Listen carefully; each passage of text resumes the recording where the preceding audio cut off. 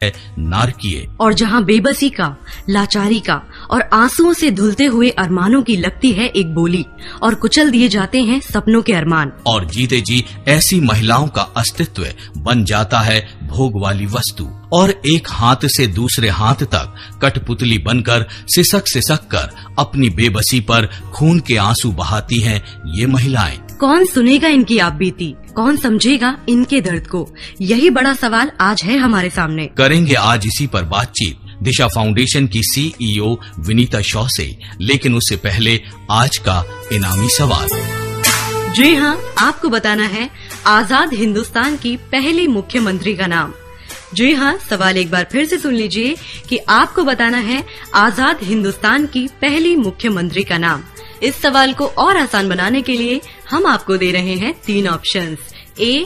Sucheta Kripalani, B. Mamata Banerjee या फिर C. Uma Bharti. जी हाँ, ऑप्शंस हैं A. सुचेता कृपलानी, B. ममता बनर्जी या फिर C. उमा भारती। तो दीजिए इस सवाल का सही जवाब सिर्फ और सिर्फ SMS के द्वारा हमारे इस नंबर पर। हमारा नंबर है 8826275232। जी हाँ, 8826275232। तो SMS के जरिए जल्दी भेजिए सही जवाब और जीतिए हमारा गिफ्ट हैम्पर। कौन सुनेगा, किसको सुनाए, कौन सुनेगा किसको सुनाए, इसलिए चुप रहते हैं। हमसे अपने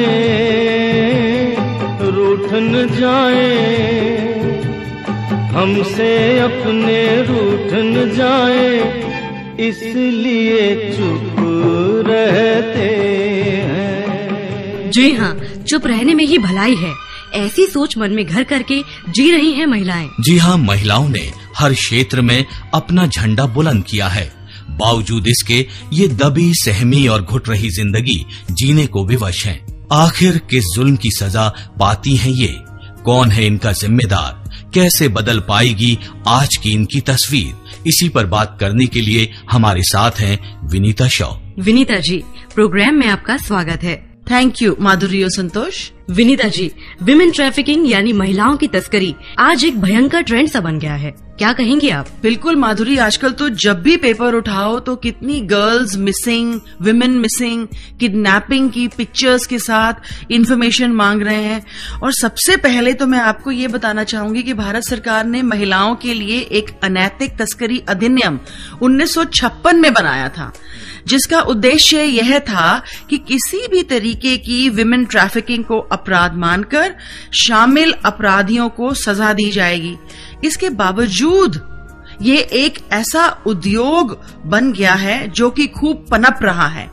आपको जानकर आश्चर्य होगा कि हथियार और ड्रग्स के बाद सबसे ज्यादा तस्करी या ट्रैफिकिंग महिलाओं और लड़कियों की हो रही है। मतलब कहने का ये होता है कि हथियार और ड्रग्स के बाद अगर सबसे ज्यादा तस्करी होती है तो वो महिलाओं की हो रही है। बिल्कुल, मैं आपको बताती हूँ कि इंटरनेशनल लेबर ऑर्गेनाइजेशन की ताजा रिपोर्ट में ये घिनौना उद्योग 32 मिलियन अमरीकी डॉलर तक पहुंच गया है।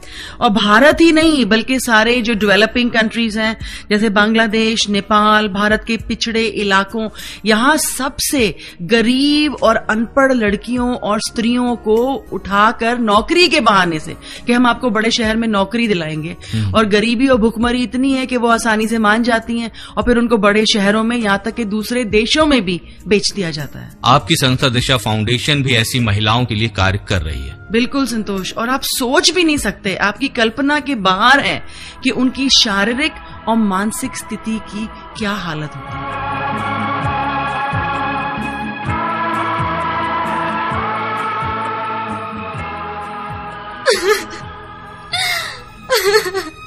मत रो बहन, तुम क्यों रोती हो? अब तो सारी जिंदगी बस रोना ही है। मैंने अपनी जिंदगी अपने प्यार को सच्चा समझकर तबाह कर ली। अब घर जाए भी तो क्या मुंह लेकर जाए? कौन विश्वास करेगा हम पर? अरे क्यों रोती हो? इसमें हमारा कोई कसूर नहीं। हम औरतों की यही नियति है बहन। जिसको भी जहां मौका मिला उसी ने हमें छला है। मैंने तो सपने में भी नहीं सोचा था कि कौड़ियों के मोल हमारी कीमत लगाई जाएगी यहाँ। भरोसा रखो बहन, ऊपर वाले के यहाँ देर है, अंधेर नहीं, कोई ना कोई रास्ता जरूर निकलेगा। ना कोई उमंग है, ना कोई तरंग है, मेरी जिंदगी है क्या एक कटी पतंग है। ना कोई उमंग है, ना कोई तरंग है, मेरी जिंदगी है क्या एक कटी पतंग है। ना कोई उमंग है। जी हाँ, आप सुन रहे हैं प्रायोजित कार्यक्रम खुशखबरी आरजे माधुरी और एसआर के साथ। और दोस्तों, आज हम बात कर रहे हैं उन महिलाओं की जो अपने सीने में दर्द समेटे हुए काट रही हैं जिंदगी। लाचार जिंदगी जीने को मजबूर इन महिलाओं की जिंदगी को और करीब से जानने की कोशिश करते हैं विनीता शॉ से। विनीता जी, ऐसी महिलाएं जो इस दलदल में फंस चुकी हैं, क्योंकि आपकी संस्था इस क्षेत्र में भी कार्य कर रही है, तो उनकी मानसिक दशा किस तरह की हो जाती है? संतोष, एक तो वो बहुत डिप्रेस्ड रहती हैं क्योंकि उनके साथ धोखा किया गया होता है। आप सोचिए, जहाँ पर भी वो अपने गांव में थी, अपने परिवार में थी, गरीबी की हालत में थी, और उनके किसी अपने ने उनको बहुत बड़ा धोखा दिया। उनको बोला या तो वो उनसे शादी कर लेगा या उनको शहर में आके नौकरी दिलाएगा। तो विश्वास करते हुए उस गरीब परिवार ने अपनी जवान बच्ची को उस रिश्तेदार के साथ भेज दिया। लेकिन जब शहर में आती है तो वो देखती है कि उसको बहुत बड़ा धोखा हो गया है, हर तरीके से उसका शोषण किया जा रहा है। अच्छा, दूसरी बात, वो एक कैद पंछी की तरह हो जाती है, वो वहां से निकल नहीं सकती। आपको पता है, एक बार इस रैकेट में कोई लड़की फंस जाए तो उसका वहां से निकलना नामुमकिन के बराबर हो जाता है। जी, तो वो एक टूटी हुई गुड़िया की तरह आप समझ लीजिए कि वो फिजिकली, मेंटली, इमोशनली बिल्कुल टूटी हुई होती है। तो विनीता जी, क्या इसको रोकने का कोई समाधान नहीं है? जो सोशल एक्टिविस्ट है माधुरी, वो ये बताते हैं कि हमको ये प्रयास करना है कि हम किसी भी गरीब लड़की को या महिला को इस ट्रेड में, इस बिजनेस में जाने ही ना दें, क्योंकि एक बार वो लड़की वहां फंस जाती है, उसका वहां पर निकलना बहुत मुश्किल हो जाता है।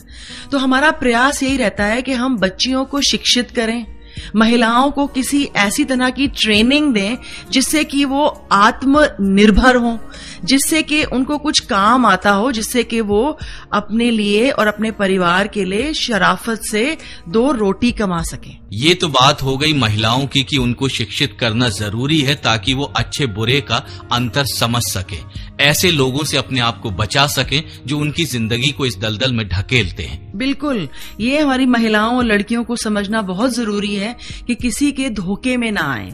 कई बार उनको बोला जाता है कि हम तुम्हें नौकरी दिला देंगे, ब्यूटी पार्लर में काम कराएंगे, हम तुम्हें बॉम्बे लेके जाएंगे, हम तुम्हें वहां फिल्म हीरोइन बनाएंगे, हम तुम्हें नौकरी देंगे, और फिर लाकर उनके सपनों को चूर चूर कर दिया जाता है।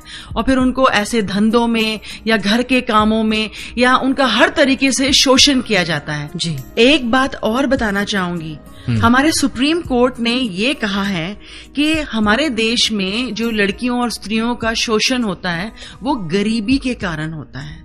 इसलिए हमारे लिए ये आवश्यक है कि जो सरकारी और गैर सरकारी संस्थाएं काम कर रही हैं, ताकि उस गरीबी से हम इन लड़कियों को निकालें, तो उसका इलाज यही है कि हम उनको शिक्षित करें, उनको आत्मनिर्भर बनाएं। और मैं समझती हूं कि केवल सरकारी और गैर सरकारी संस्थाएं ही नहीं, बल्कि हम जो अपने आप को पढ़ा लिखा और सामाजिक रीति से जागरूक समझते हैं, हमको भी अपने पर्सनल लेवल पर गरीब लड़कियों की सहायता करनी चाहिए, उनको शिक्षा दिलवानी चाहिए। महिला जो हमारे घर में काम करने आती है, किस तरीके से हम उसको कोई ट्रेनिंग ऐसी दे दें जिससे कि वो गरीबी के कारण अपने आप को ऐसे बिजनेस में, ट्रेड में जाने से अपने आप को बचा सके।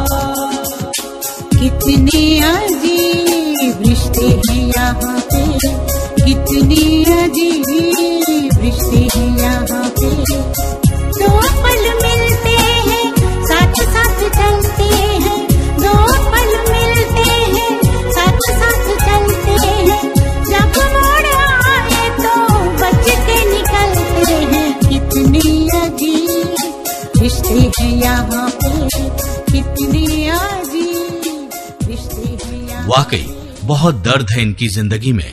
ऐसे हालातों में एक एक पल जीना किसी यातना से कम नहीं होता। लेकिन समझदारी और होशियारी से कदम उठाने की जरूरत है। किसी पर भी आंख बंद करके विश्वास न करें, वरना धोखा आप भी खा सकती हैं। तो समय की यही दरकार है और खुशखबरी भी कि शिक्षा का दामन थाम कर ही महिलाओं को जागरूक होना पड़ेगा। अपने आप पर भरोसा रखना सीखना होगा और जल्दबाजी में कोई भी कदम उठाने से पहले 100 बार जरूर सोचें, क्योंकि आज के जमाने में अपना ही निकलता है धोखेबाज। तो क्यों ना इसी नोट पर बता दिया जाए पिछले हफ्ते के विनर्स के नाम।